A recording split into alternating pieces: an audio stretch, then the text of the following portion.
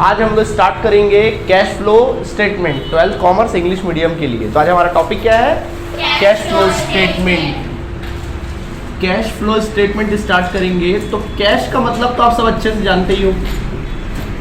देखो cash cash cash cash हमारा business होता है। बिजनेस में कैश के फ्लो होते हैं और कैश के फ्लो दो प्रकार के हो सकते हैं। पहला इनफ्लो, मतलब पैसे का क्या होना, आना, रुपया रोकड़ा का क्या होना, आना, लिक्विडिटी। कैश को अपन क्या कह सकते हैं? लिक्विडिटी भी कहते हैं, पैसे का आना। और दूसरा होता है आउटफ्लो, मतलब पैसे का क्या होना, जाना। जिस प्रकार आपके घर में बहुत सारे तरीकों से पैसे आता है, देखते हो कि कई सोर्सेज से पैसा आपके घर में क्या होता है, आता है। जैसी पैसा आता है आपके चेहरे में मुस्कान आ जाती है ना। और जैसी पैसा जाता है तो आपका चेहरा क्या हो जाता है, दुखी हो जाता है। और कई बार पैसे के बारे में आप लोग क्या करते हो, कुछ फिजूल की खर्ची भी कर देते हो, घर वालों को पता नहीं चलता और आप लोग उल्टा सीधा खर्च भी कर देते हो। क्योंकि पैसा के जो इनफ्लो होते हैं बड़े मुश्किल से होते हैं, जो आउटफ्लो होते हो तो कितने भी हो सकते हैं, कितने भी उसके हेड्स हो सकते हैं आउटफ्लो के, है ना। उसी प्रकार बिजनेस में अपन पढ़ते हैं कैश फ्लो स्टेटमेंट। तो कैश, सवाल उठता है कि सर हमको बिजनेस में कैश फ्लो स्टेटमेंट पढ़ने की जरूरत क्या है? ठीक है ना सर, कैश आ रहा है, कैश जा रहा है, लेकिन यार कैश फ्लो बहुत इंपॉर्टेंट होता है। कैश फ्लो पढ़ने का कारण क्या? देखो सबसे पहला होता है मैनेजमेंट ऑफ कैश। आपके बिजनेस में आपको कैश का मैनेजमेंट करना पड़ता है। आपके बिजनेस में कितने भी एसेट्स क्यों ना हो, करोड़ों के एसेट्स क्यों ना हो, लेकिन जो काम एसेट्स का होता है, कैश का होता है, वो काम और कोई नहीं कर सकता।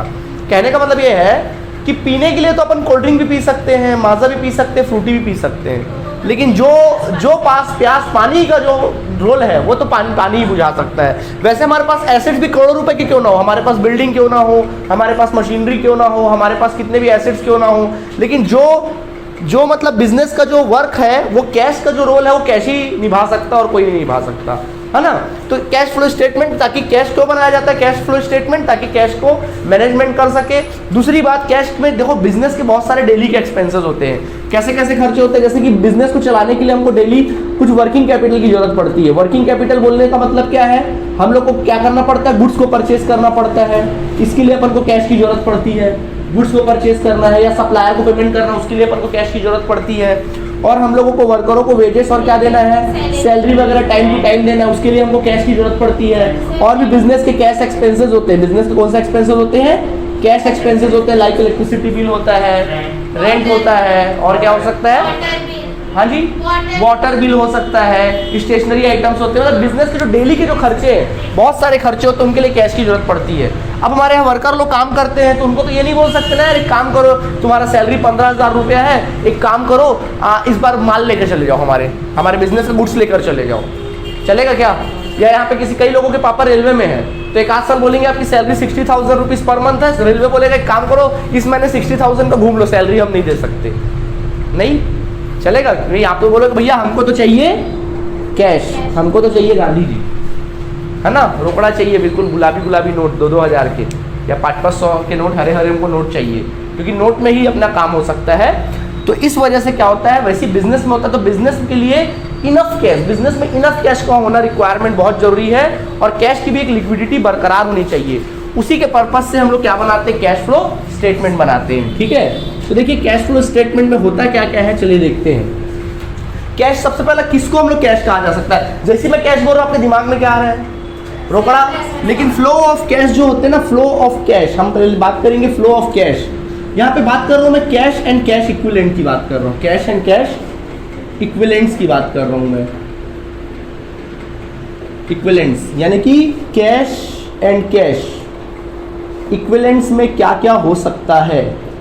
देखो यानी कैश एंड कैश, तो मतलब कैश तो है कैश, और कैश के इक्वल, जिसको कैश के इक्वल माना गया उसको बोलते हैं इक्विवेलेंट्स, जो कैश के बराबर लगभग माना गया है। जैसे कि सबसे पहला तो तुम्हारे बिजनेस में जो कैश इन हैंड होता है वो तो कैश ही है। दूसरा होता है कैश एट बैंक, वो भी क्या हो सकता है, जो बैंक में पड़ा है कैश, वो भी तुम्हारा क्या है, कैश लिक्विडिटी। आप 2 मिनट के अंदर पैसे में क्या कर सकते हो, कन्वर्ट कर सकते हो, बैंक से पैसा निकाल सकते हो। या आपके पास जो शॉर्ट टर्म इन्वेस्टमेंट होते हैं ना, कम समय का इन्वेस्टमेंट, यानी वो इन्वेस्टमेंट जो तकरीबन 3 महीने का होता है। वैसे शॉर्ट टर्म मैंने बताया था आप लोग को 11 महीने या 11 महीने से कम समय, बट यहाँ पर 3 महीना, 3 महीना, 2 महीना, 1 महीने के अंदर जो अपन कन्वर्ट कर सके जिसको कैश में, उसको बोलते हैं शॉर्ट टर्म इन्वेस्टमेंट। या इसको अपन बोल सकते हैं मार्केटेबल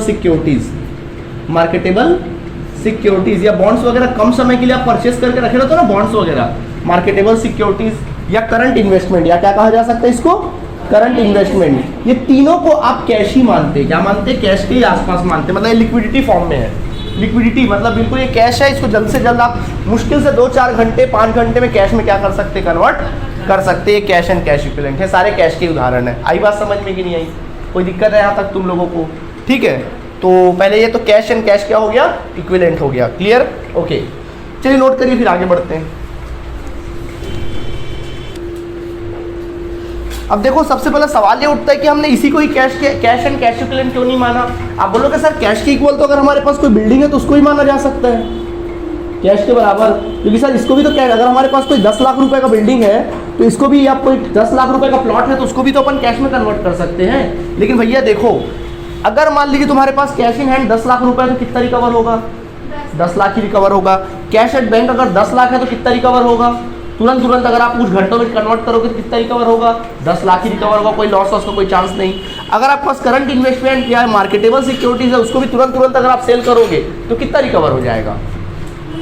10 लाख ही रिकवर होगा, कोई खास नुकसान नहीं होगा, मतलब कैश के बराबर ही अपन को पैसा मिलेगा। लेकिन उसी जगह अगर हमारे बिजनेस में बिल्डिंग है 10 लाख रुपए का, अब मैं बोलूंगा इसको 2 दिन में आप कैश में कन्वर्ट करो। पहली बात तो कैश में कन्वर्ट कर पाना आपके लिए बहुत मुश्किल होगा 2 दिन के अंदर, या आप कन्वर्ट भी करोगे तो भाई फिर आपको एग्जैक्ट 10 लाख मिल सकता है? मिल ही नहीं सकता। हो सकता है कि अपन को बदले में कितना मिले? औने रेट में अपन को निकालना पड़े, तो बहुत 4 लाख का नुकसान होगा ना। तो यही कारण है इसको कैश एंड कैश क्या माना गया? इक्विवेलेंट माना गया इन लोगों को। समझ में आया? दूसरी बात, और एक बात याद रखना, अगर इनका आपस में ट्रांजैक्शन होगा, अगर इनका आपस में क्या होता है, ये तीनों का आपस में ट्रांजैक्शन होता है, तो उसको अपन लोग नो इफेक्ट ऑन कैश मानते हैं, मतलब कैश में कोई इफेक्ट नहीं माना जाता, क्योंकि आपस में ट्रांजैक्शन हो रहे हैं।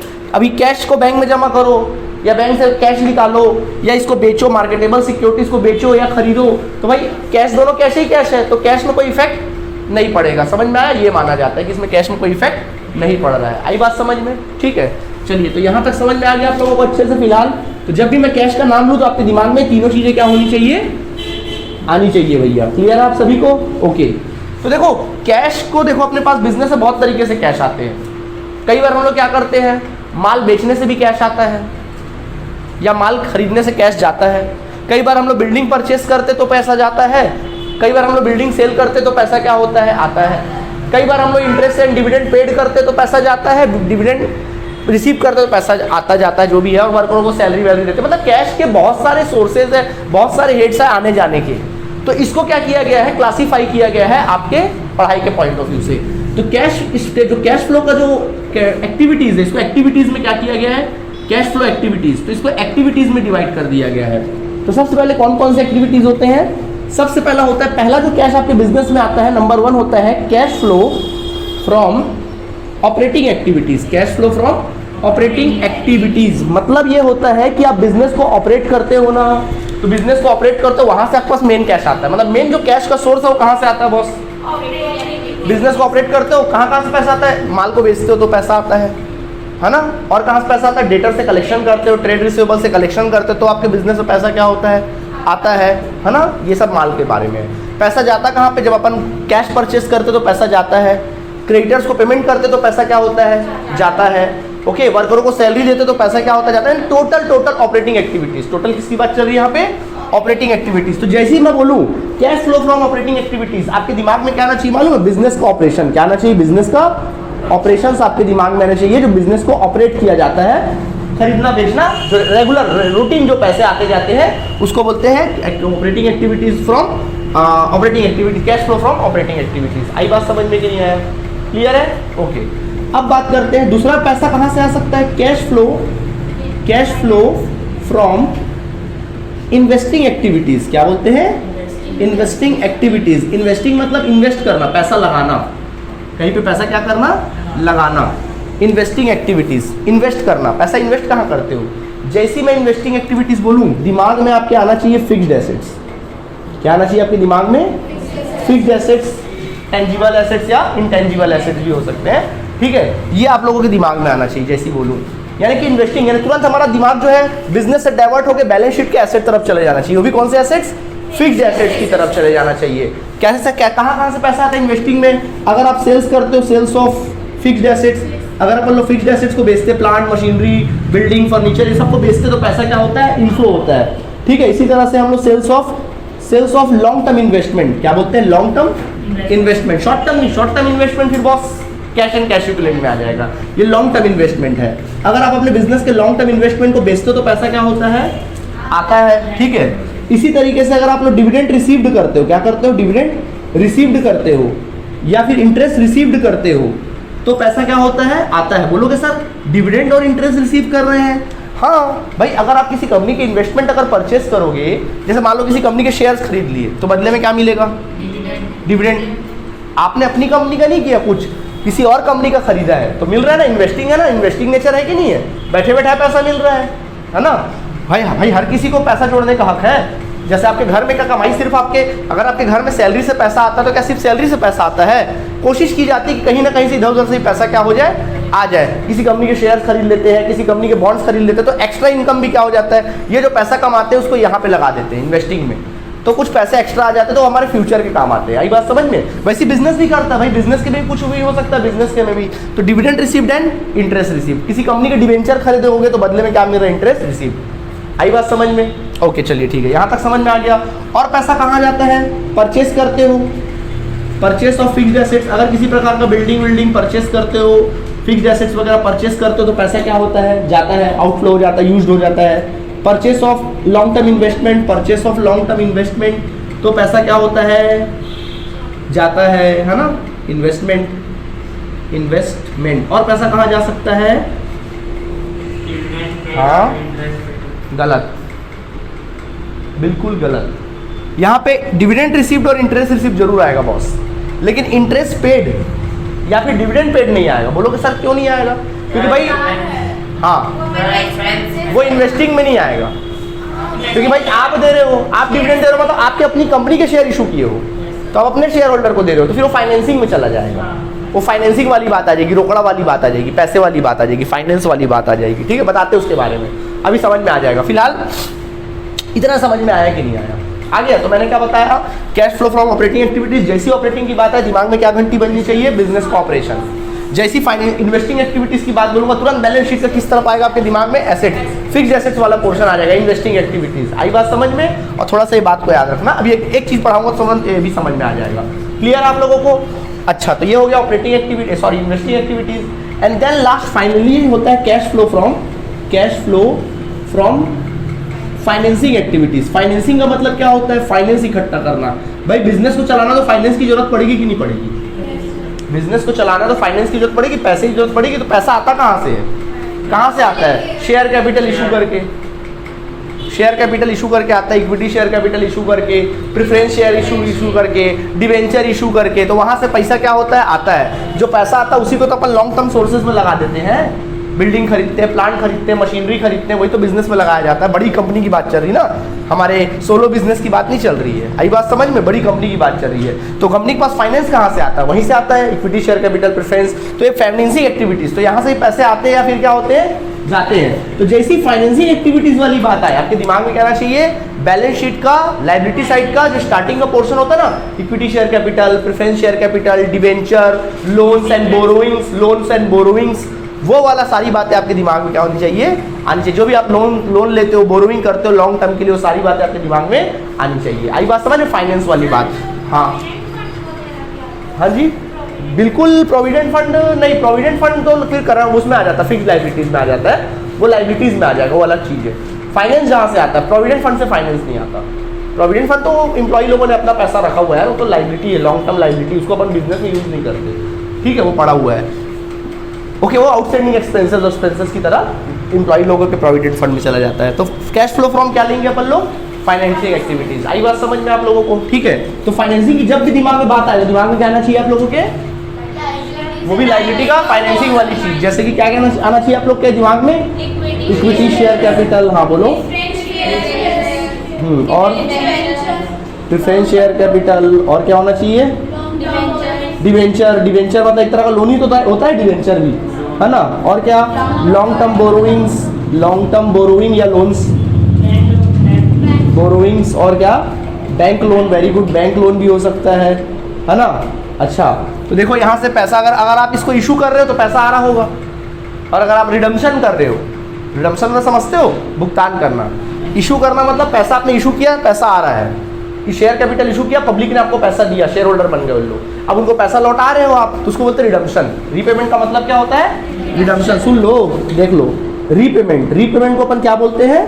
रिडम्पशन भी बोलते हैं, ठीक है, कंफ्यूज मत होना, रिडम्पशन कहा जाता है। क्लियर है आप सभी को? तो यहाँ से पैसा जाता है, क्लियर है? अच्छा, इसी तरीके से अगर अपन डिविडेंड पेड कर रहे हैं, क्या कर रहे हैं? डिविडेंड पेड कर रहे हैं, या फिर डिविडेंड इंटरेस्ट क्या कर रहे हैं? पेड कर रहे हैं। किस में आएगा? फाइनेंसिंग में। क्यों आएगा फाइनेंसिंग में? क्लियर हो गया होगा, क्योंकि भैया इशू शेयर कैपिटल इशू करे होगे, प्रेफरेंस शेयर कैपिटल इशू करे होगे, तो डिविडेंड आप पेड कब करोगे? कॉमन सेंस की बात है, डिविडेंड पेड कब करोगे? जब शेयर, पता है ना डिविडेंड कैसे पे किया जाता है? शेयर कैपिटल इशू करते हैं, पार्टनर शेयर होल्डर ने हमारे ऊपर पैसा लगाया, 100 रुपये के हमारी कंपनी का शेयर खरीदा, हमने प्रॉफिट कमाया 20 रुपये, तो शेयर होल्डर को जो डिस्ट्रीब्यूट करते हैं उसको क्या बोलते हैं? डिविडेंड। जो शेयर होल्डर को कैश में कुछ देते हैं उसको क्या बोलते हैं? डिविडेंड। पता है कि नहीं पता है? पता था ना कि नहीं पता? भूल गए? पता है नहीं पता है? नहीं पता है? अरे भाई, अगर मान लीजिए कोई कंपनी है, और उस कंपनी के 100 रुपये के शेयर आपने खरीदे, आपने क्या किया? शेयर 100 रुपये के शेयर खरीदा, कंपनी ने इसको 100 रुपये को बिजनेस में लगाया, 100 रुपये को बिजनेस में लगाया, प्रॉफिट कमाया, ठीक है, कंपनी ने प्रॉफिट कमाया, कितना रुपये प्रॉफिट कमाया? 20 रुपये। तो मैंने क्या सिखाया था कि भाई कंपनी कभी अपना पैसा डिस्ट्रीब्यूट नहीं करती, कितना दे देती है? 120 रुपये आपके शेयर का रेट कर देगी, 120।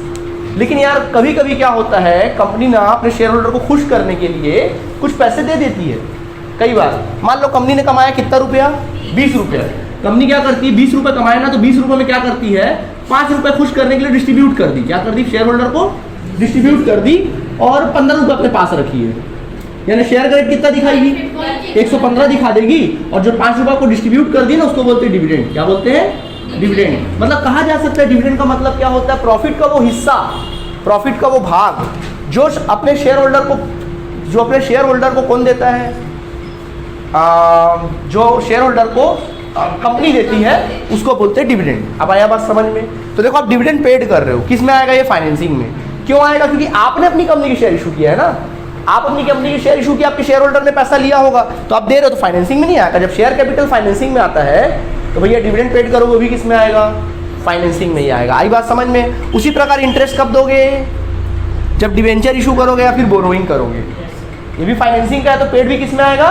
फाइनेंसिंग में। उसी जगह, हाँ बिल्कुल, लोन भी उसी में आएगा, इंटरेस्ट पेड करोगे। उसी जगह डिविडेंड रिसीव्ड या इंटरेस्ट रिसीव्ड की मतलब इसमें क्यों लिखा मैंने? डिविडेंड रिसीव्ड या इंटरेस्ट रिसीव्ड, इसका मतलब क्या है कि हमने किसी और कंपनी का शेयर और डिविडेंड क्या किया, सॉरी खरीदा था, हमने किसी और कंपनी ने इशूड किया था, उसका हमने खरीदा था, तो हमारा इनकम हो रहा है। वो इन्वेस्टिंग नेचर का था, हमने जो किया, जो इन्वेस्टमेंट खरीदा वो भी इन्वेस्टिंग है, तो उससे मिलने वाला रकम भी किस में आएगा? इन्वेस्टिंग में आएगा। यहाँ पे पेड कर रहे हो तो किस वजह से पेड कर रहे हो? फाइनेंसिंग से। आपने इशू किया था शेयर कैपिटल, आपने डिवेंचर इशू किया था, तो पैसा भी कहाँ से आएगा? डिवेंचर से। नहीं आया समझ में? कुछ पूछना है यहाँ तक? तो इस तरह से हमने सीखा कि भाई कैश फ्लो का जो एक्टिविटीज़ होती है वो कितनी होती है? Operating activities, cash flow from operating activities, cash flow from investing activities, and then finally cash flow from financing activities. ये 3 तरीके से पैसा आता है। जैसी ऑपरेटिंग की बात है, दिमाग में क्या आएगा? बिजनेस आएगा, बिजनेस के रेगुलर इनकम वगैरह खर्चे वर्चे आ जाएगा दिमाग में। जैसी अगर ऑपरेटिंग की बात, इन्वेस्टिंग की बात आएगी, दिमाग में क्या आएगा? जितने भी फिक्स्ड एसेट्स वाला आइटम है वो दिमाग में आ जाएगा। और जैसी फाइनेंसिंग की बात आएगी, दिमाग में क्या आएगा? लायबिलिटी वाला पोर्शन जो है ना, शेयर होल्डर फंड वाला, वो सारी बातें आपके दिमाग में क्या हो जाएगी? आ जाएगी। आई बात समझ में? कोई दिक्कत है? जल्दी से नोट करेंगे।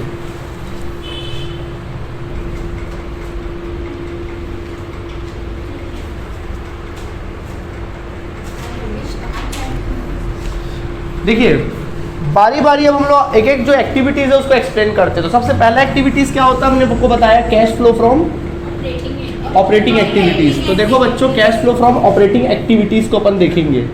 So cash flow from operating activities, जैसी ऑपरेटिंग की बात है, दिमाग में क्या आना चाहिए? बिजनेस। तो बिजनेस को चलाने से, ऑपरेट करने से क्या पैसा आ रहा है, समझ में आया? लेकिन यहाँ पे थोड़ा सा कहानी में ट्विस्ट है, क्योंकि बिजनेस के जो कैश, देखो बिजनेस जो बिजनेस होता है, वो बिजनेस वाले लोग कोई कैश, एक तो कैश बुक रखेंगे, वहाँ से पता चल सकता है कि बिजनेस की एक्टिविटीज से कितना पैसा आया। बट कैश बुक में सारे ट्रांजैक्शन की एक ही साथ एंट्री होती है।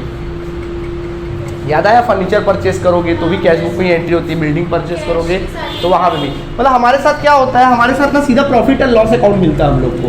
हालांकि उसमें ट्रेडिंग भी होता है, वो ट्रेडिंग को ही मिला के चलो, है ना। प्रॉफिट एंड लॉस अकाउंट होता है कुछ इस प्रकार का, होता है कि नहीं होता है? इस तरह से हमारे सामने सिचुएशन ये होता है कि हमारे पास प्रॉफिट एंड लॉस होता है और सीधा ग्रॉस प्रॉफिट से मैं स्टार्ट कर रहा हूँ यहाँ पे, ठीक है। मैं डायरेक्ट ग्रॉस प्रॉफिट से करूँगा क्योंकि प्रॉफिट तक तो ठीक ठाक रहता है, सब कुछ कैसे ट्रांजेक्शन रहता है, तो ग्रॉस प्रॉफिट से स्टार्ट करते हैं। जनरली देखना क्या होता है, जैसे कुछ ग्रॉस प्रॉफिट आता है, जैसे सपोज यहाँ ग्रॉस प्रॉफिट 10,000 रुपये है, ठीक। अब जैसे डेबिट साइड में अपन कुछ खर्चे करते हैं, जैसे कुछ कैश एक्सपेंसेस करते हैं, जैसे कि हम लोग सैलरी वगैरह दे देते हैं। चलो मान लो हमने सैलरी दे दिया 1,000 रुपया, ठीक। सैलरी दे दिया, चलो इलेक्ट्रिसिटी बिल दे दिया, ठीक है, कितना दे दिया, चलो 500 रुपये दे दिया। इसके अलावा ठीक है, अपन ने चलो इलेक्ट्रिसिटी बिल दे दिया और कोई कैश एक्सपेंसेस अगर जैसे बोला पोस्टेज वगैरह दे दिया, ठीक है, पोस्टेज वगैरह दे दिया, चलो 500 रुपये का पोस्टेज दे दिया, ठीक। इसके अलावा हमने क्या दे दिया बोल रहे हैं, जैसे कि मान लीजिए डेप्रिशिएशन दे दिया, डेप्रिशिएशन सपोज 1,000 रुपये का दे दिया। इसके अलावा हमारे बिजनेस में कुछ गुडविल था, गुडविल को रिटर्न ऑफ किए, गुडविल खरीदा हुआ गुडविल होता है ना, जो पड़े थे ना वो परचेज गुडविल, तो उसको थोड़ा थोड़ा करके अपन बंद नहीं करते हैं, जैसे जैसे प्रॉफिट कमाते हैं वैसे वैसे उसको मेंटेन कर लेंगे। तो मान लीजिए उसको 1,000 रुपये का हमने गुडविल क्या कर दिया, रिटर्न ऑफ कर दिया, इस तरह से, ओके। एंड देन फिर हम लोग मान लीजिए कोई बिजनेस किए, उसमें लॉस ऑन फिक्स्ड एसेट्स, हमने कोई एसेट्स को बेचा, वहाँ पे हमको लॉस हो गया, सपोज हमको 1,000 रुपये का क्या हो गया, लॉस हो गया, ठीक। तो इस तरह से कुछ बातें हो जाती, इस तरह से पीएल आता है।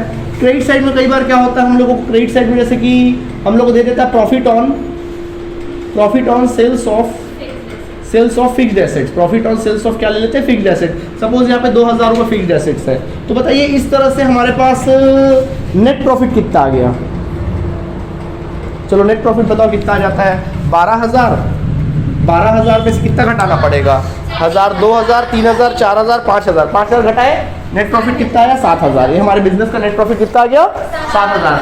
अगर मैं आपसे कहूँ कि हमारे बिजनेस में रोकड़ा कितना आया, कैश कितना आया, तो कितना बोलोगे, 7,000।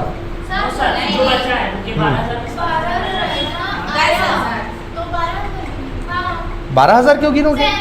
मैं बोल रहा हूँ कि हमारे बिजनेस में ऑपरेटिंग एक्टिविटी, सब ऑपरेटिंग ही आइटम्स है ना, ऑपरेटिंग एक्टिविटी से कितना कैश आया ये बता दो भाई। ये इनकम है, ये एक्सपेंसेस है, बचा नेट प्रॉफिट 7,000। मैं बोल रहा हूँ कि ऑपरेटिंग एक्टिविटी से कैश कितना आया, 12,000। कैसे 12,000 आया, 12,000 भाई, कुछ खर्चा तो गया, नेट कैश कितना बचा ये बताओ, 7,000। हम रोकड़ा की बात कर रहे हैं, समझे? अब सुनो कारण क्या है, चलो समझा रहे हैं, चुप रहो, बता रहे हैं। देखिए क्या होता है बिजनेस में, कुछ हम लोग इनकम देखते हैं तो हमको प्रॉफिट आया, ठीक है। अगर गौर से देखा जाए तो कुछ जो इनकम्स होते हैं वो कैश इनकम होते हैं, वो इनकम हमको किस में मिलते हैं, कैश के रूप में मिलते हैं, रोकड़ा के रूप में मिलते हैं। जैसे ग्रॉस प्रॉफिट अपन को रोकड़ा के रूप में आया होगा, कैश के रूप में आया होगा, ठीक है। लेकिन वही profit on sales of fixed assets बोले थे, नॉन कैश होता है, कैश के रूप में नहीं रहा होगा भाई। Profit on sales of assets कभी भी नॉन कैश होता है, वो कैश के रूप में नहीं हो सकता। क्या प्रॉफिट हमको कभी कैश के रूप में मिलता है भाई? आपने कोई बिल्डिंग बेचा, सपोज आपने कोई फिक्स्ड एसेट बेचा, बिल्डिंग बेचा, उसमें आपको 5 लाख रुपए का प्रॉफिट हो गया, तो भाई सेल्स किया बिल्डिंग हो तो कैश में उसमें चला गया। प्रॉफिट का क्या कैश, प्रॉफिट का कोई कैश का लेन देन है क्या?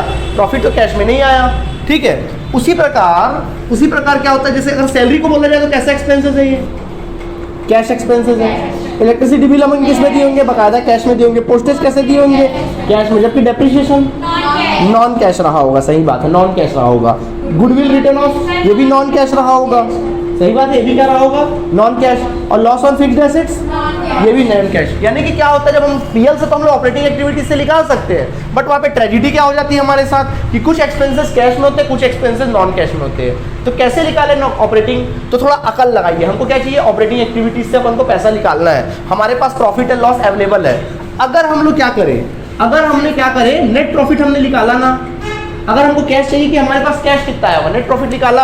अब देखो नेट प्रॉफिट में हमने क्या किया, कैश एक्सपेंसेस को घटाया और नॉन कैश एक्सपेंसेस को भी घटा दिया, तब जाके नेट प्रॉफिट आया। वैसे ही इनकम में हमने कैश इनकम को जोड़ा, साथ में नॉन कैश इनकम को भी क्या कर दिया, जोड़ दिया, तब जाके क्या आ गया, नेट प्रॉफिट आ गया। सही बात है। अब थोड़ा अकल लगाओ, वो एक्सपेंसेस जो कि कैसे है, नॉन कैश है, क्या है, मतलब वो कैश कभी गई नहीं, भले हमने खर्चे में दिखा दिया, बट वो रोकड़ा हमारे हाथ से गया क्या, वो तो अपने हाथ ही में है। तो जो खर्चे हमने गलती से घटा दिया था नॉन कैश मान के, उस खर्चों को क्या कर दे, ऐड कर दे। अगर नेट प्रॉफिट में क्या कर दे, नॉन कैश एक्सपेंसेस को क्या कर दे, ऐड कर दे, ठीक है। मतलब वो खर्चे नेट प्रॉफिट में, वो खर्चे जो कैश में नहीं हुए थे उनको क्या कर दे, ऐड कर दे। ठीक है, तो जैसे ऐड कर दे, नेट प्रॉफिट कितना है, 12,000 था, सॉरी 7,000 था। तो देखो नॉन कैश एक्सपेंसेस कौन कौन सा है, 1 2 3, यानी 3,000। कितना, 3,000 को अगर अपन लोग ऐड कर दे कितना आया, 10,000। और वो इनकम जिसको हमने इनकम को कैश मानकर ऐड कर दिया था, जो नॉन कैश इनकम था, उसको क्या कर दे, माइनस कर दे। तो अपन नॉन कैश इनकम को क्या कर दे, माइनस कर दे। नॉन कैश इनकम को कितना रुपया, 2,000। तो बोलो कितना आएगा। तो आप एग्जैक्टली बोल सकते हो हमारे बिजनेस में ऑपरेटिंग एक्टिविटीज से कितना कैश आ गया, 8,000 कैश आया होगा।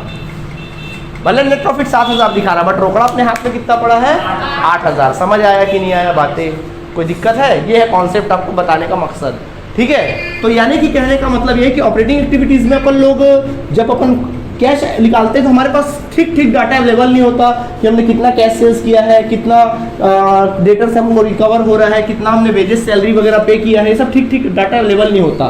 तब अपन क्या करते हैं, इनडायरेक्ट मेथड इस्तेमाल करते हैं। हमारे पास नेट प्रॉफिट होता है तो उसको बोलते हैं इनडायरेक्ट मेथड। तो सब नंबर 1 हम सीखने वाले हैं अभी cash flow from operating activities. तो ऑपरेटिंग एक्टिविटीज का कैश फ्लो कैसे निकालते हैं वो हम लोग सीखने वाले हैं। तो देखिए cash flow from operating activities निकालना, तो ये मेथड को फॉलो किया जाता है। सबसे पहले आप कॉलम बना लीजिए इस तरह से, एक कॉलम हम लोग बना लेते हैं और इस कॉलम में सबसे पहले लिखते हैं net profit before tax and extra ordinary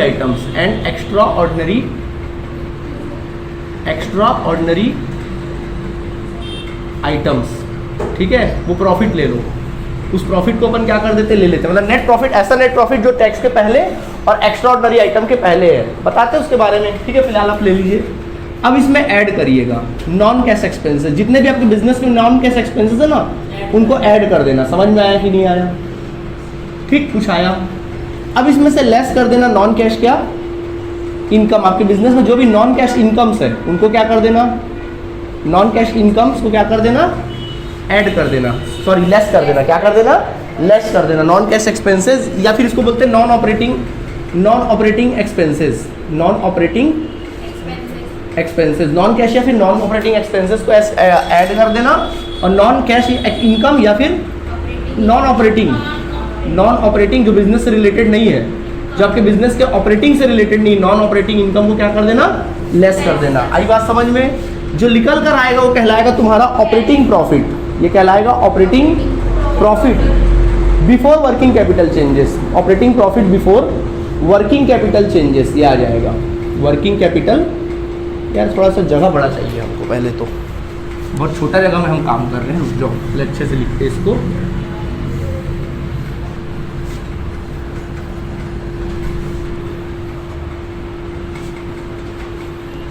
सबसे पहले हम लोग ऐसे कॉलम बना लेते हैं। तो फर्स्ट ऑफ ऑल अपन लिखते हैं, यहाँ पे 2 कॉलम रहेगा। पहला लिखोगे net profit before tax and extra ordinary items, बताते हैं, सब बताएंगे, क्या टेंशन ले रहे हो, ठीक है। उसको अपन लिख लेते हैं। क्लियर है आप सभी को यहाँ तक, ओके। अब इसमें अपन लोग ऐड करते हैं, क्या ऐड करेंगे, जो भी आपके बिजनेस के नॉन कैश एक्सपेंसेस है, क्या है, नॉन कैश एक्सपेंसेस को ऐड कर देते हैं। या फिर नॉन ऑपरेटिंग एक्सपेंसेस, क्या, नॉन ऑपरेटिंग एक्सपेंसेस, मतलब वो एक्सपेंसेस जो आपके बिजनेस के ऑपरेटिंग से रिलेटेड नहीं है, फिर भी आपने इसको लिख दिया है। जैसे कई बार एग्जांपल के तौर पे, जैसे अपन को रेंट पेड होता है, नहीं यार रेंट पेड तो ऑपरेटिंग है, सॉरी नॉन ऑपरेटिंग से रिलेटेड है। जैसे कि अपन लोग इंटरेस्ट पेड करते हैं, इंटरेस्ट पेड या डिविडेंड पेड, तो भाई ये किससे रिलेटेड है, फाइनेंसिंग से रिलेटेड है। आपने किसमें कर दिया, ऑपरेटिंग में जोड़ दिया है ना। फाइनेंसिंग से रिलेटेड डिविडेंड पेड करना, नहीं इन्वेस्टिंग में रिसीव होगा तो इन्वेस्टिंग में आ जाएगा, ठीक है, ओके। तो चलो, इस वजह से नॉन ऑपरेटिंग है तो उसको क्या कर दो, ऐड कर दो। क्लियर है? अभी एक्सप्लेन करूंगा उसको, पूरा एग्जांपल के साथ एक्सप्लेन करूंगा। तो घटाने के बाद कुछ आएगा। अब इसमें से लेस करेंगे आप लोग नॉन कैश इनकम या फिर क्या, नॉन ऑपरेटिंग इनकम। मतलब वो इनकम जो आपके ऑपरेटिंग से रिलेटेड नहीं, ऑपरेटिंग एक्टिविटीज से रिलेटेड नहीं है, उनको क्या कर देंगे अपन लोग, लेस कर देंगे। आई बात समझ में? जैसी लेस करोगे तो तुम्हारा जो आंसर आएगा वो कहलाएगा operating profit before working capital changes, ये आ जाएगा वर्किंग कैपिटल चेंजेस, ठीक है। मतलब आपके वर्किंग कैपिटल में चेंजेस के बगैर का ऑपरेटिंग प्रॉफिट क्या हो गया, निकल आया, मतलब वो प्रॉफिट है जो आपके बिजनेस का प्रॉफिट है, वो प्रॉफिट है जो आपके किसका प्रॉफिट है, बिजनेस का प्रॉफिट है, ठीक है। मतलब बिजनेस को ऑपरेट करने से जो प्रॉफिट आया है ये वो प्रॉफिट है।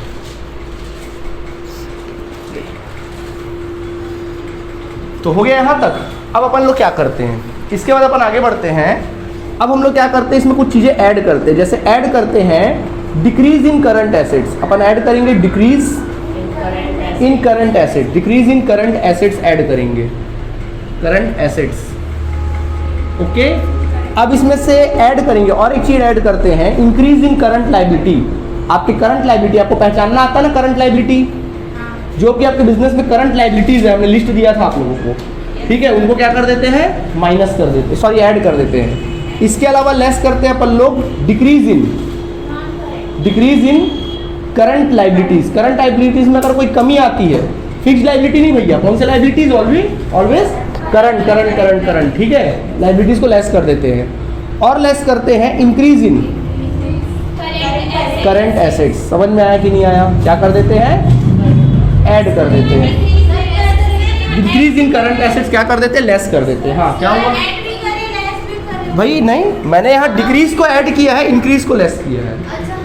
मैंने किया decrease in current assets add हुआ है, increase in current assets less हुआ है, ठीक है। उसी तरीके से increase in current liability add हुआ है और decrease in current assets current liability less हुआ है। कंफ्यूज हो गए सर भूल जाएंगे सर, एग्जाम में जाके सर हम पक्का भूलने वाले, कंफर्म है हम भूल जाएंगे सर। कई बच्चे बोले नहीं सर नहीं भूलेंगे, हमको दिमाग में बैठ गया। कितने लोग भूल जाएंगे बताओ, ट्रिक दूं याद करने का, ट्रिक दूं। हम लोग क्या पढ़ रहे हैं, कैश फ्लो, हम लोग पढ़ रहे हैं कैश फ्लो। कैश फ्लो में पैसा आया, सुनो ना, अगर कैश फ्लो में पैसा क्या हुआ, आया तो प्लस करते हैं, और पैसा जाता तो क्या करते हैं, माइनस। तो मैं एक ट्रिक दे रहा हूं आप लोगों को, देखिए करंट एसेट्स को आप एसेट्स से मानो, नॉर्मल एसेट्स मानो। अगर आपका नॉर्मल एसेट्स में कमी कब होती है, जब बेचते हो। जनरली एसेट्स में कमी कब होती है, जब बेचते हैं। एसेट्स को अपन क्या करते हैं, बेचते हैं, बेचते तो पैसा क्या होता है, आता है बॉस, बेचते तो पैसा क्या होता है, आता है प्लस पैसा आ रहा है ना, प्लस नहीं आया समझ में। उसी जगह मैं बोल रहा हूँ increase in current assets. Current assets को साइड में रखो। एसेट बढ़ता कब है, जब खरीदते हैं। क्या उल्टा सीधा कहानी गढ़ रही है, जब क्या होता है, खरीदते हैं। भाई एसेट बढ़ता कब है, इंक्रीज कब होता है। तुम्हारे पास एक गाड़ी है, दो गाड़ी कब होगी, जब खरीदोगे। पैसा आया कि गया, गया, माइनस, ट्रिक है माइनस। हाँ हाँ डिक्रीज होता है तो जनरली मैं ट्रिक दे रहा हूँ आपको याद करने के लिए, अकल लगाओ, ठीक है आप जानो। देखो अगर एसेट थोड़ा अकल लगाओ, अपन डिक्रीज इन करंट एसेट, अपन को समझ में नहीं आएगा करंट एसेट को जोड़ना घटाना है यार, करंट लायबिलिटी को जोड़ना घटाना है। Decrease in current assets, assets घटता कब है, कब होता है, डिक्रीज कब होता है, जब बेचते हैं, और बेचते तो पैसा आता है। देखो decrease in current asset plus add करें, है ना, प्लस किए। उसी तरीके से करंट एसेट्स या एसेट्स घटता कब है बॉस, इस वाली बढ़ता कब है, जब खरीदते हैं। इंक्रीज कब होता है, जब खरीदते हैं। देखो खरीदे तो पैसा क्या हुआ, गया होगा, माइनस। कितना आसान है, समझ में आया कि नहीं आया। इसी तरीके से इंक्रीज अब लायबिलिटी, करंट लायबिलिटी, करंट को इग्नोर करो, लायबिलिटी सोचो। लायबिलिटी मतलब लोन। लायबिलिटी बढ़ता है तो होता है तो क्या होता है, कैश आता है कि जाता है, आता है। लायबिलिटी बढ़ता है तो पैसा आता है। सोचो ना, आपके ऊपर 2 लाख का लोन है, सपोज आपके ऊपर 2 लाख का लोन है, अब आपके ऊपर 3 लाख का लोन है, बढ़ा ना लोन, तो पैसा आया कि गया होगा, आया होगा 1 लाख प्लस पैसा आया होगा। पैसे को सोचो, पैसा क्या हुआ होगा, आया होगा, प्लस देख लो increase in current liability plus. Liability घटता कब है, जब रीपेमेंट करते हैं, जब रीपेमेंट करते हैं तो पैसा गया। तो देख लो करंट लायबिलिटी इंक्रीज हुआ है तो प्लस करें, डिक्रीज हुआ है तो माइनस करें। इस ट्रिक से आप लोग आराम से बना सकते हैं, कोई कंफ्यूजन नहीं होगा। अब कोई कंफ्यूजन है, सारी बातें हमारी क्लियर हो गई अभी तक की, ठीक, कोई दिक्कत है यहाँ तक, अभी भी दिक्कत है। हाँ अरे तो आ रहा हूँ ना, वहाँ पे भी आ रहा हूँ, काहे टेंशन ले रहे हो भाई, सब सस्पेंस होगा, सब पिक्चर में एकदम स्टार्टिंग में ही दिखा दूंगा पिक्चर में, तो पिक्चर देखने का मजा कहाँ रहेगा। सस्पेंस जब तक नहीं होता तब तक एंड देखने में मजा आता है ना, थोड़ा एंड होना चाहिए ना यार, थोड़ा सा अच्छे से करें काम तो मजा आएगा ना यार। हाँ ओके, जब हम लोग 3 इडियट्स भी देख रहे थे तो बड़ा कॉन्फिडेंस, सस्पेंस था तो मजा आया, शुरू में सब कुछ ओपन कर देता तो मजा आता है क्या, आखिर पता चला ना सस्पेंस। आई बात समझ में कि नहीं आई, ओके चलो अभी दिमाग उधर मत लगाओ, इधर लगाओ। क्लियर है? अच्छा, इतना करने के बाद तुम्हारा आ जाता है कैश जनरेटेड। ये आ जाता है cash generated from operating activities, यानी ऑपरेटिंग एक्टिविटीज से तुम्हारे बिजनेस का कैश क्या आ गया, जनरेटेड हो गया। एक्टिविटीज बातें नहीं करेंगे, ठीक है, ये हो जाएगा। अब इसमें से लेस क्या करते हैं मालूम है? Income tax paid. अगर आप किसी प्रकार का टैक्स पेड करते हो, इनकम टैक्स पेड, ठीक है, टैक्स अगर आप पेड करोगे, ठीक है, टैक्स पेड या फिर लेस करोगे टैक्स पेड, कोई भी टैक्स अगर आप पेड करते हो, जनरली यहाँ पे लिया जाता है provision for tax previous year वाला। कौन सा लिया जाता है इसमें? प्रीवियस ईयर वाला। इसके बाद में अपन एक्सप्लेन करेंगे, वो धीरे धीरे समझ में आएगा, इसको छोड़ दो अभी। प्रीवियस ईयर का अपन माइनस कर देते, टैक्स पेड करते तो माइनस कर देते, ठीक है। उसी जगह अगर रिफंड ऑफ टैक्स है तो उसको ऐड कर देते। क्या है? Refund of tax. कई बार गवर्नमेंट हमको क्या करता है, टैक्स का रिफंड करता है, रिफंड ऑफ टैक्स। अगर टैक्स का रिफंड हो रहा है तो उसको क्या कर देते हैं, प्लस कर देते हैं, ठीक है। अब अपन लोग क्या करते हैं, अब इसमें अपन लोग क्या करते हैं, ऐड करते हैं। क्या ऐड करेंगे? Extra ordinary item, extra ordinary items. बोलोगे सर ये एक्स्ट्रा ऑर्डिनरी आइटम्स क्या है? एक्चुअली क्या होता है एक्स्ट्रा ऑर्डिनरी आइटम्स, मतलब क्या होता है? Extra ordinary items mean income. Extra ordinary क्या? इनकम। कई बार हमारे बिजनेस में ना साल, 2 साल, 3 साल, 4 साल, 5 साल में कहा एक्स्ट्रा ऑर्डिनरी आइटम्स इनकम हो जाता है। जैसे कि मान लो किसी प्रकार का क्लेम रिसीव्ड, किसी, हाँ बिल्कुल एबनॉर्मल की तरह होता है, सडनली वो रिसीव्ड हो गया, क्लेम रिसीव्ड। जैसे मान लीजिए कोई क्लेम है किसी प्रकार का, चाहे हमने कोई बिजनेस के पर्पस से कुछ किसी प्रकार का बिजनेस में कुछ हमारा कुछ केस वेस चल रहा होगा, वो केस हमने जीत गया, वो क्लेम हमको क्या हो रहा है, रिसीव्ड हो जा रहा है सडनली। हाँ, या मान लीजिए हमारा कोई इंश्योरेंस कंपनी से हमको कोई क्लेम क्या हो रहा है, हमारा कोई माल वाल जल गया था, कोई एसेट प्रॉपर्टी हमारा लॉस हो गया था, सडनली वो पैसा उसका इंश्योरेंस कंपनी से क्या हो जा रहा है, क्लेम एक्सेप्ट हो गया और वो पैसा क्या हो रहा है, रिसीव्ड हो रहा है, क्लेम रिसीव। तो वो इसमें आ जाता है एक्स्ट्रा ऑर्डिनरी आइटम में। आया बात समझ में? डाउटफुल डेब्ट नहीं, रिकवरी ऑफ बैड डेब्ट्स बोला जा सकता है एक्स्ट्रा ऑर्डिनरी आइटम में। तो इस प्रकार recovery of bad debts, doubtful debts नहीं। आया बात समझ में? ये सब चीजें क्या होती है, एक्स्ट्रा ऑर्डिनरी आइटम्स में आ जाती है। हालांकि आपके काम में नहीं आएगा, हो सकता है आपके जो क्वेश्चन बनाएंगे तो इससे आपको पाला पड़ने वाला शायद नहीं है, ठीक है। आगे देखें, इसके अलावा लेस कर देते इसमें से extra ordinary expenses, extra ordinary expenses, ठीक है, उसको लेस कर देते। क्या होता है extra ordinary expenses? Claim paid या फिर कॉम्पेंसेशन पेड। आपको किसी को क्लेम पेड करना है, किसी ने आपके ऊपर क्लेम किया है, कॉम्पेंसेशन क्या कर रहे हो, पेड कर रहे हो, तो उसको क्या कर देते हैं अपन लोग, माइनस कर देते हैं, ठीक है। इतना करने के बाद जो आंसर आएगा वो कहलाएगा तुम्हारा cash flow from operating activities. मिल गया 6 नंबर। आया बात समझ में कि नहीं आया? आगे समझ में क्या करोगे? सबसे पहला नेट प्रॉफिट बिफोर टैक्स में क्या ऐड करोगे, नॉन कैश एक्सपेंसेस ऐड कर देंगे सर हम। फिर अपन क्या करेंगे, नॉन कैश इनकम को लेस कर देंगे, ऑपरेटिंग प्रॉफिट आ जाएगा। उसके बाद जो भी डिक्रीज इंक्रीज है वो कर देंगे करंट एसेट्स और करंट लायबिलिटी में। क्या निकल आएगा, cash generated from operating activities. फिर हम लोग लेस कर देंगे टैक्स पेड, जो भी टैक्स पेड करेंगे जनरली प्रीवियस ईयर का होता है, देखेंगे उसके बारे में। फिर माइनस, अगर रिफंड ऑफ टैक्स है तो क्या कर देंगे, प्लस कर देंगे। फिर अपन एक्स्ट्रा ऑर्डिनरी इनकम है तो प्लस कर देंगे और लेस कर देंगे extra ordinary expenses, claim expenses वगैरह ऐड कर लेस कर देंगे। क्या निकल आएगा, cash flow from operating activities क्या हो जाएगा, निकल आएगा। कोई परेशानी यहाँ तक आप लोगों को नहीं है? अब सवाल उठता है सर कि नॉन कैश एक्सपेंसेस होता क्या है। अच्छा, नॉन कैश चलो बाद में बात करेंगे, पहले आपको ये भी निकालना पड़ेगा, net profit before tax and extraordinary item. इसको भी अलग से वर्किंग नोट में कैलकुलेट करें। नहीं बिल्कुल नहीं दिया रहेगा, आपको कैलकुलेट करना पड़ेगा। नहीं, यहाँ पे मैं क्या बोल रहा हूँ, नेट प्रॉफिट बिफोर टैक्स ये वाला आइटम आपको निकालना पड़ेगा, ये निकाल के नहीं दिया रहेगा। कैसे निकालेंगे सर? चलो निकाल के दिखाते हैं। अब हम निकालना सीखेंगे वर्किंग नोट में, अलग से हम वर्किंग नोट में सिखाएंगे कंप्यूटेशन ऑफ, बात नहीं करो, computation of net profit before tax, वही before tax and extraordinary item. मैं लिख नहीं रहा हूँ, समझ जाना, ठीक है। कैसे निकालोगे तो देखो, सबसे पहले क्या करते हैं, net profit during the year. पहले अपन क्या लेते हैं, net profit during the year. साल भर में जितना भी तुमने प्रॉफिट कमाया है 1 साल के अंदर में, वो प्रॉफिट क्या कर लो, ले लो। अब उसमें ऐड करो, बात नहीं करो, ऐड करो ट्रांसफर टू रिजर्व। आप यहाँ पे जितनी भी प्रॉफिट वाली बातें उसकी करेंगे, अपन वो चीजों के बारे में बात करेंगे जो प्रॉफिट वाली चीज है। जैसे अपन ऐड करेंगे ट्रांसफर टू रिजर्व। क्या ऐड करेंगे, ट्रांसफर टू रिजर्व। मतलब हम लोग प्रॉफिट से कुछ रिजर्व में ट्रांसफर करते ही नहीं करते हैं, प्रॉफिट कमाते हो उसी में से तो पैसा बैंक में जनरल रिजर्व में क्या करते हो, ट्रांसफर करते हो, तो उसको क्या कर देना, ऐड कर देना। इसके बाद ऐड कर देना प्रपोज्ड डिविडेंड। अगर आप किसी प्रकार का प्रपोज्ड डिविडेंड होता है, प्रपोज डिविडेंड मतलब कंपनी डिक्लेयर करती है अपने शेयर होल्डर के लिए प्रपोज डिविडेंड, प्रपोजल लाती है, वो बोलती है कि हम इस साल, जैसे मान लीजिए आज अभी साल चल रहा है कौन सा 2020-21 चल रहा है, 2021 चल रहा है, तो 2021 वाले साल में गवर्नमेंट जो कंपनी है, गवर्नमेंट कंपनी जो है डिक्लेयर करती है कि हम अगले साल क्या देंगे, डिविडेंड देंगे, उसको बोलते हैं प्रपोज डिविडेंड। क्या बोलते हैं? उसका पेमेंट अगले साल होगा। इस साल डिक्लेयर किया तो पेमेंट कब होगा? अगले साल। आया बात समझ में? तो प्रपोज डिविडेंड को ऐड कर देते हो भी कौन सा वाला मालूम? प्रीवियस ईयर वाला। कौन सा वाला? प्रीवियस ईयर को ऐड करोगे, करंट ईयर वाला नहीं। कौन सा वाला? प्रीवियस ईयर वाला।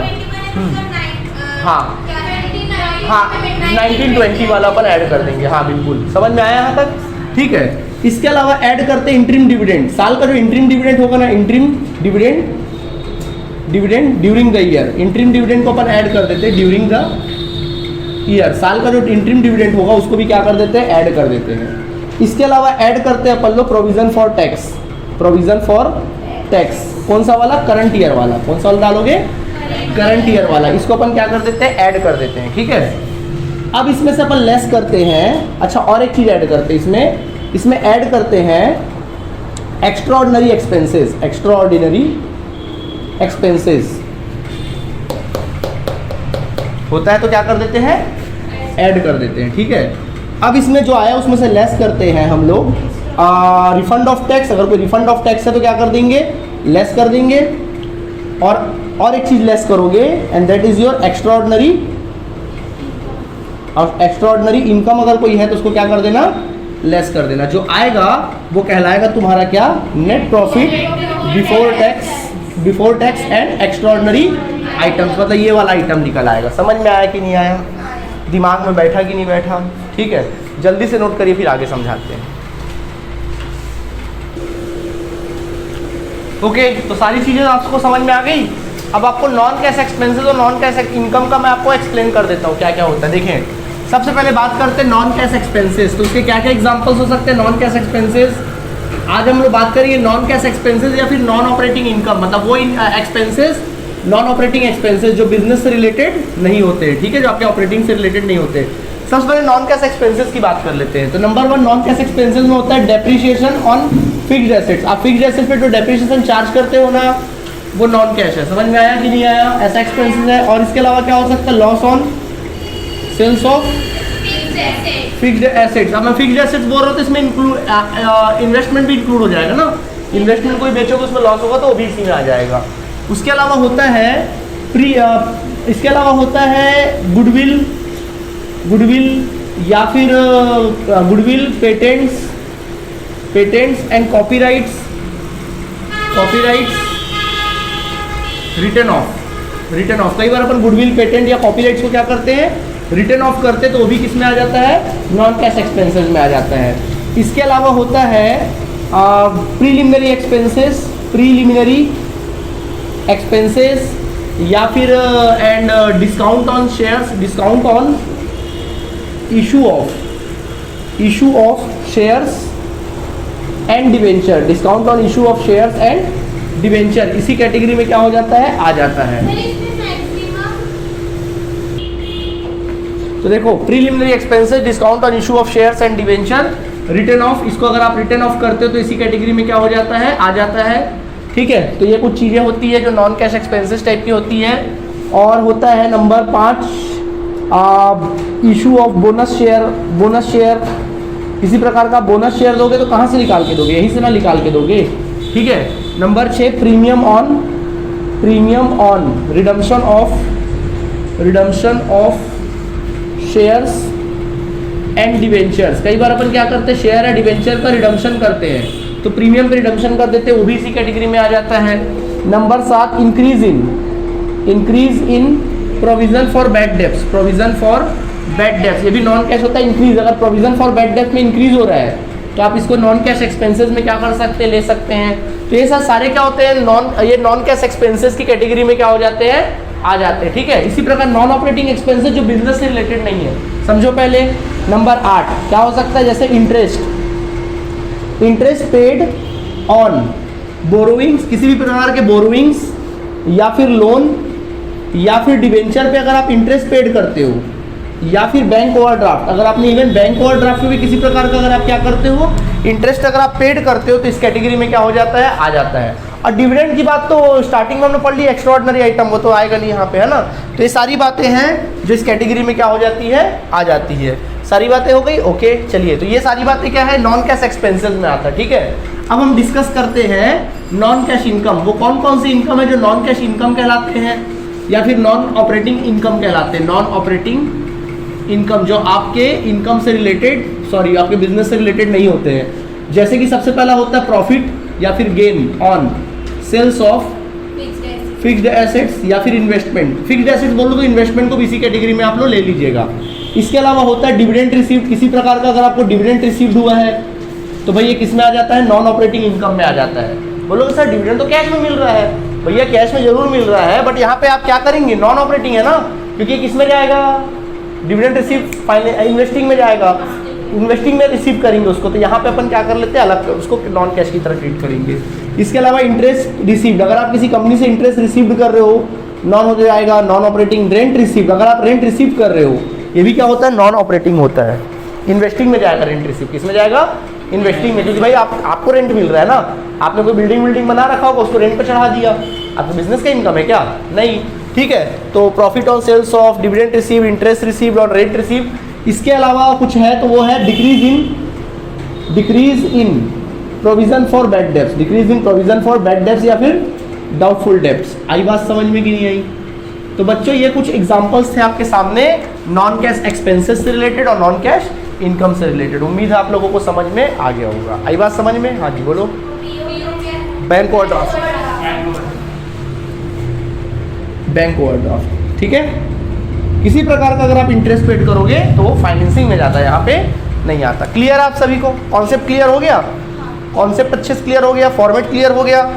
अगर आपको फॉर्मेट थोड़ा याद नहीं हो पाता, समझ में तो आ गया बट याद नहीं हो पाता, तो आप घर जाइए अपने डेस्क बोर्ड में क्या, अपने डेस्क में क्या करिए, उसको चिपका लीजिए वॉल पे।